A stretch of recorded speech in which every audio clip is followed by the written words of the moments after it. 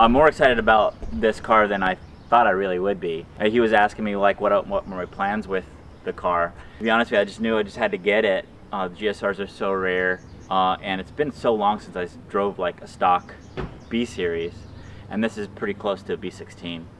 And I love that motor in my first DA, and it just brings back a lot of memories. You know, stuff like this is just nostalgic. So hey, it's Robert from Hush Performance. Right now we're on our way to Wisconsin from Denver, Colorado. We came across a 92 Acura GSR. Any of you guys in the industry know how rare this car is. Just so happens it's also Aztec green. It's in stock condition. We just had to have it. We've been in the cable to hydro conversions since 2009, and we've been needing to update the conversions for the DA for quite some time. I just haven't had a chassis to do it on. What better than to do it with the ultra rare? We're several hours into our drive. We thought now would be a great opportunity to do an intro. When we get to the car, we'll dive right into it. So we're gonna just do a quick lap and then put it back in the trailer, and hopefully we can make the ice cream cruise later today.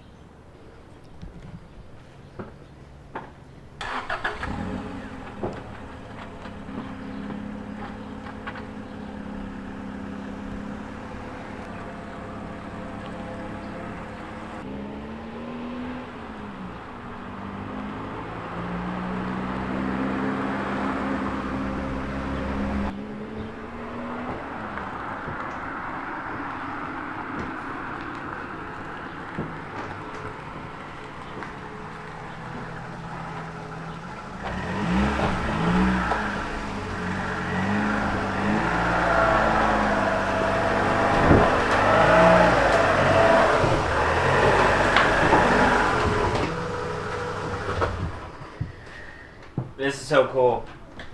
It reminds me of my first Integra so much. It even smells like it. It's got that like older smell. You know what I'm talking about? Like when you get into older cars and it just smells old. I don't know if that makes sense. And it drives like it.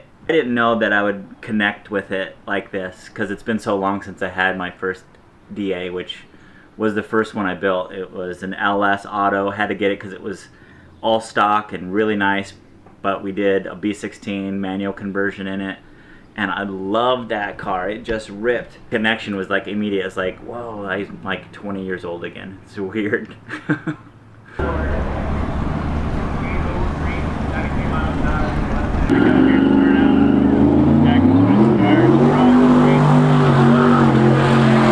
We made it to the event. It's about 7 o'clock. I didn't think we were gonna get here in time to race. But we're gonna get to race, and basically it's just gonna be a test and tune. There is that here. We just bought it today. We're gonna race it today, and then so we're gonna take the car off and then go check to see if the rest of the guys are here. I'm sure Kyle and Brent, they're all here. They invited us last time that we saw them. You're live. And this reminds me. Oh, man, yeah, right. So cool. That'll bring back. This is. I didn't try this though yet. Let's see. Oh, I felt it. I felt it like surge or drop, struggle. The RPM. Yeah. The RPM drop. Because we need air conditioning, clutch here. Engagement. Yeah. Condition that air, bro. The power steering works. The AC is working right now, and it drives like stock, man. It feels good. Oh man, it feels good to be back again. It's like. We're back. We're back. Believe it or not, we already had problems with the GSR. Yeah, completely stock. We went to pull up to the line and the fuel stopped. We had to figure out what was going on with that. Barely. But we primed the fuel line by just cracking it loose with a 22 mil. Got that nut loose, put it back, and then it started back on. So we're just going to leave it running right now.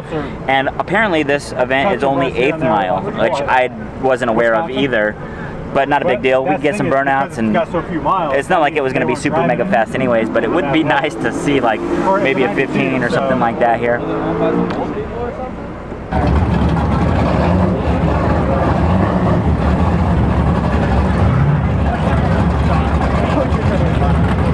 Having an auto mode.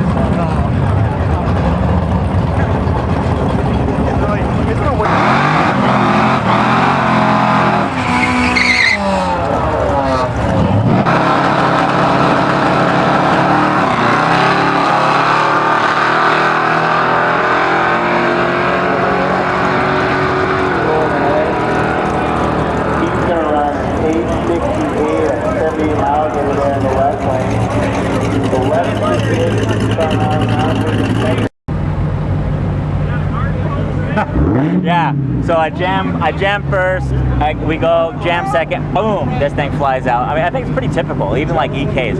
That's a thing with EKs, but this, man, come on. So, but at least it had a plug and unplugged, and it's not all hack job in there. So I'm just gonna put this in the back, and we'll try one more time. Now that the jitters are out, I'm not gonna be too scared this next couple of rounds. You know, I think I'll do like 1 or 2. The line's pretty long. But I think maybe 3 is enough, because it's probably going to take us another hour or 2. But like, people are like, dude, you're a savage, bro. You just bought the car and you're already on the thing, whatever. So it's cool.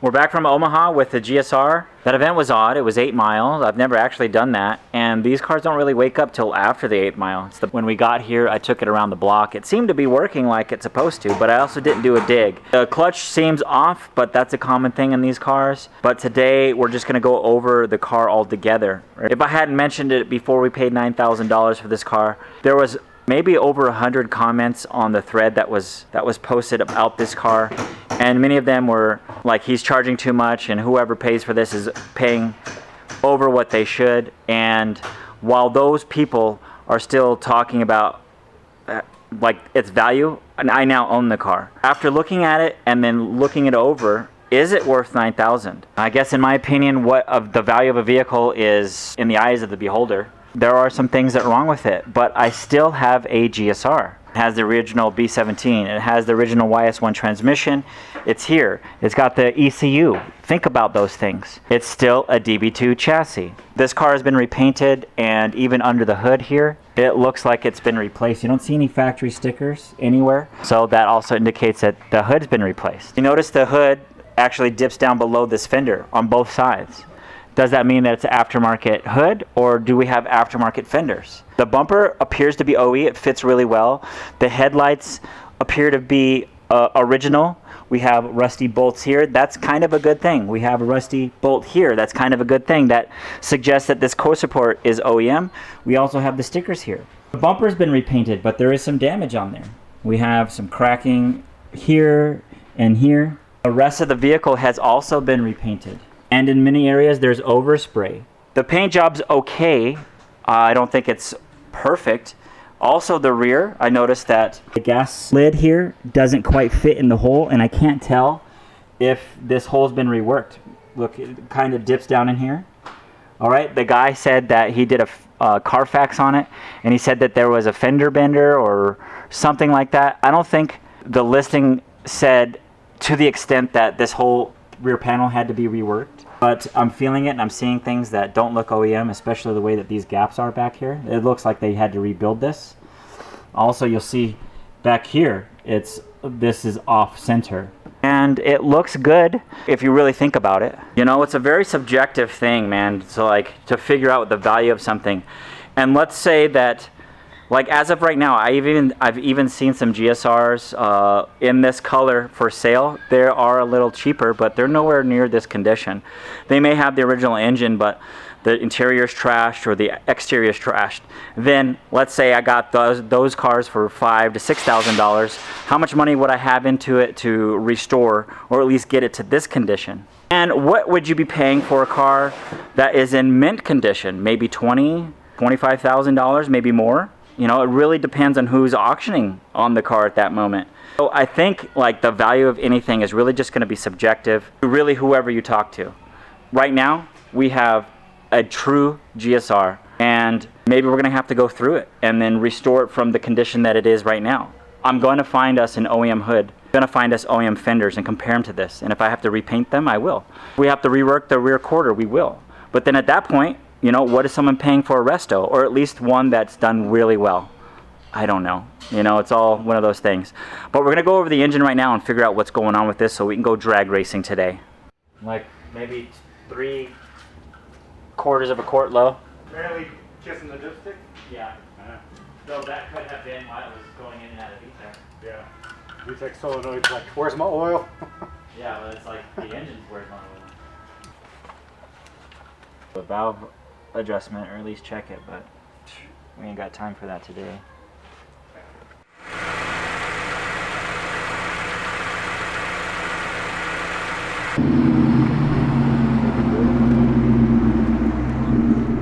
Arizona, what brought you here from Arizona? This other woman that's from Arizona. Good answer, right? You could drop that there. There was other person that knew about the ZC that was in the 8047, and they were all, "Ooh, dang, that's nice. I haven't seen one of those in a while." And so I was hoping maybe we'd find somebody who is more interested. We didn't find that. No, not yet. But we're tech. So this is basically bringing you back to the beginning. There's street tires, no two-step. We're beginning again, except this one should be faster right from the start. We're going to launch just like we did before. So I think I'm going to just give it a shot at 5,000, see what it does. It doesn't have a good clutch in it though, so we could burn it up. We'll still e-brake it like we were, and you'll be able to see that closer now, now that I'm in here again. And then if this goes well, then you'll just go by yourself. This thing is so clean. It's beautiful. Yeah. Well, that's where the controversy starts. Wait, how old is it? 92. So it's old. It's over almost 30 years old this year. This coming, matter of fact, right now it's 30 years old. Because this car would have came on the showroom floor in like the summer of 91.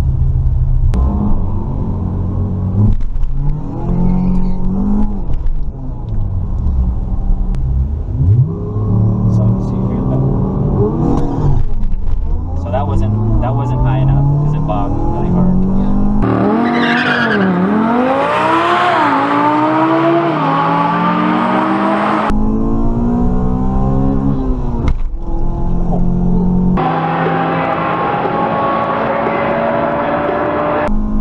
Feels slow, but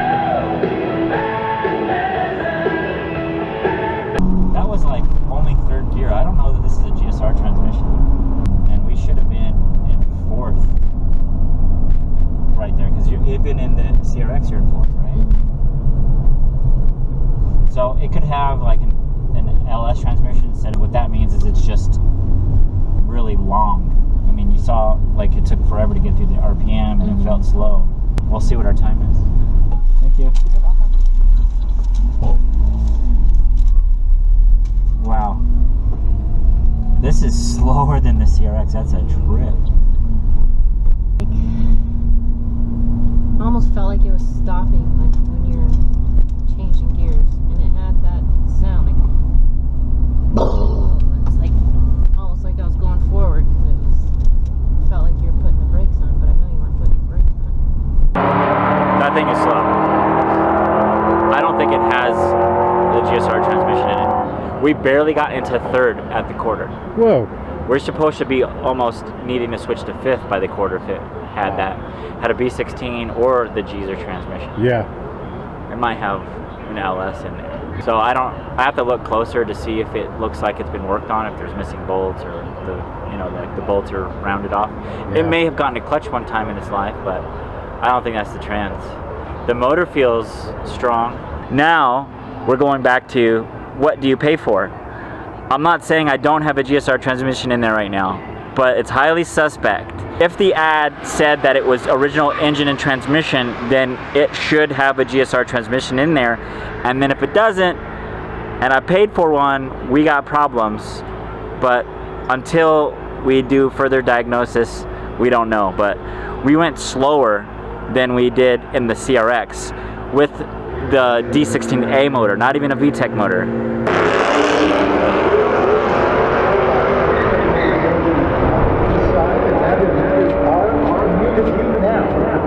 There you go, there you go. She's squatting, she's doing it. She went too far. No, she didn't. It is so slow.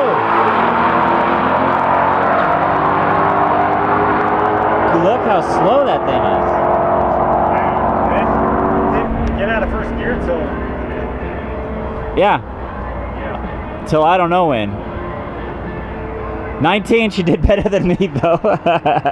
Look, Gabby fell asleep. I don't know, man. It's highly suspect. We just did 19s on that one. Highly suspect. We called Kristina. We told her to do a 5,000 RPM launch. She did one. She did her burnout at 5,000. It did a pretty good one. And then we're going to try to do her launch here. But me and Scott over here were just talking about if we're not going to see anything better than a 19 tonight, we're just going to get 2 more runs. I highly doubt it's going to be faster, but we'll call it there because we're still after that transmission. I think that's like the first thing that we're going to do is drop the trans, count gears, make sure what's going on.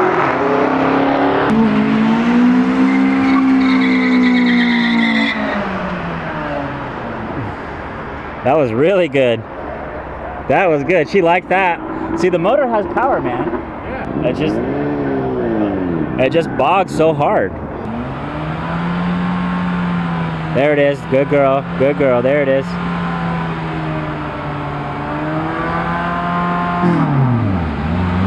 I don't know what it is, man. She got a little chirp out of that. I couldn't get that. Okay, so this is third. And she's going to cross the line in third. Dang, dude. She took down to second. Okay, we dropped 2 seconds in that thing. The launch, I think the launch looked way better. Yeah, it was. Yeah. Sweating like I'm in trouble. Well, I figure I did something wrong with the launch. I don't know what.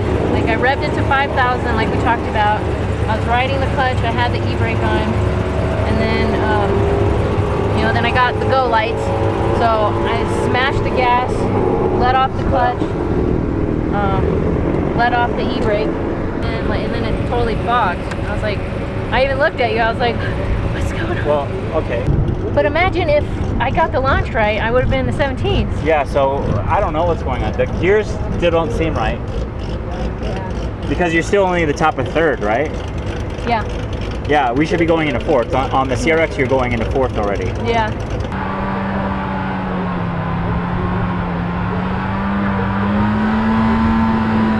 She gonna break an axle? Nothing there, man. Look at her trying to get it to move. She was like, "Arr!" Dude, that thing is so freaking slow, dude.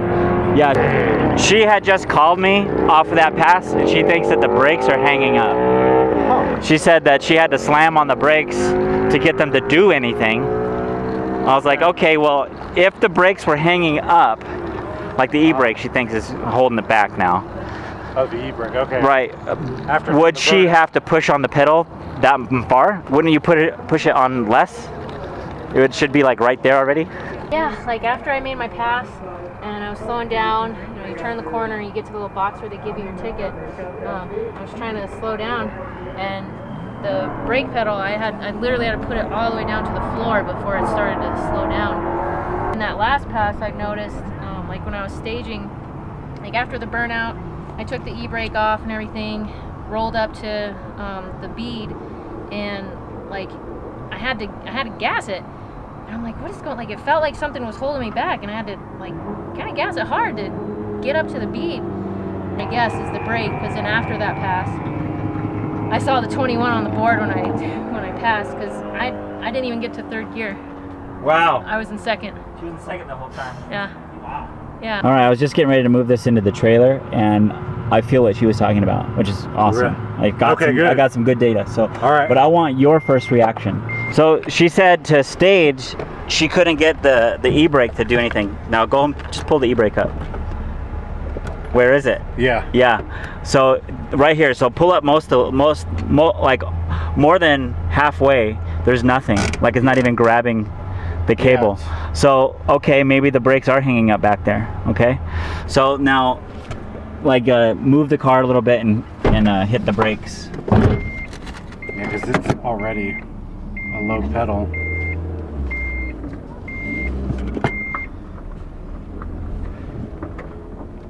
You see it? It's all the way at the end. Pedal sync. Yeah. Hard. So a combination of this, of the e-brake cable hanging up on the rear calipers all the way, and then what's going on with that, I don't really know how that translates. So when we get in the shop, we'll take the cables off, and then we'll get the car up in the air and then pump the brakes and see what happens there. Yeah. Well, that's why they call this a test and tune. We don't know what's going on, so I think our next episode is us just getting in this thing and figuring out what the deal is. This ain't right. I don't want to see no 22-second GSR. Hey guys, thanks for watching. Hopefully that next episode you're going to be interested in, because we're going to figure this out. We're going to get down to the bottom of this. Guys, thanks for watching and happy tuning.